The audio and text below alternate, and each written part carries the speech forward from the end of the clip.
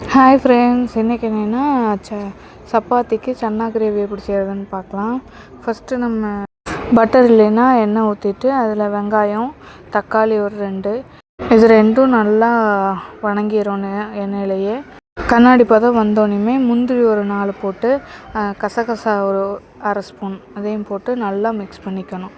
நல்லா வறுத்து தனியாக எடுத்து வச்சுட்டு இதில் நம்ம அரைக்கிறப்ப என்ன பண்ணணுன்னா, சுண்டல் 5 மணி நேரம் ஊற வச்சுருந்தேன். அதையும் வேக வச்சு எடுத்து வச்சுருக்கேன். அதில் கொஞ்சம் எடுத்து அரைக்கிறப்ப போட்டு அதையும் சேர்த்து அரைச்சி தனியாக எடுத்து வச்சிடணும்.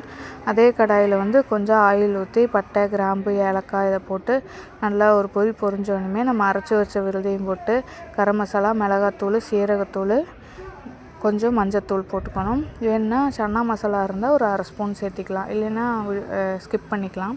போட்டு நல்லா மிக்ஸ் பண்ணிவிட்டு உப்பு தேவையான அளவு போட்டு நல்லா மிக்ஸ் ஆனோடனே நம்ம ஆல்ரெடி வேக வச்ச சுண்டலை கொஞ்சம் மசிச்சு உள்ளே சேர்த்திட்டு ஒரு 2 நிமிஷம் கழித்து மறுபடியும் நம்ம வேக வச்ச சுண்டலையும் உள்ளே போட்டு அந்த வேக வச்ச தண்ணியோடு போட்டு நல்லா மிக்ஸ் பண்ணிவிட்டு ஒரு 10 நிமிஷம் சிம்மிலே கொதிக்க வச்சு எடுத்துட்டு அதில் கொஞ்சோண்டு கஸ்தூரி மேத்தியும் அதையும் ஒரு 2 நிமிஷம் வணக்கி விட்டுட்டு அதுக்கப்புறம் நம்ம கொத்தமல்லி தூவி இறக்குனோம்னா சன்னா கிரேவி ரெடி. ட்ரை பண்ணி பாருங்கள். டேஸ்ட் உண்மையாலுமே சூப்பராக இருந்துச்சு.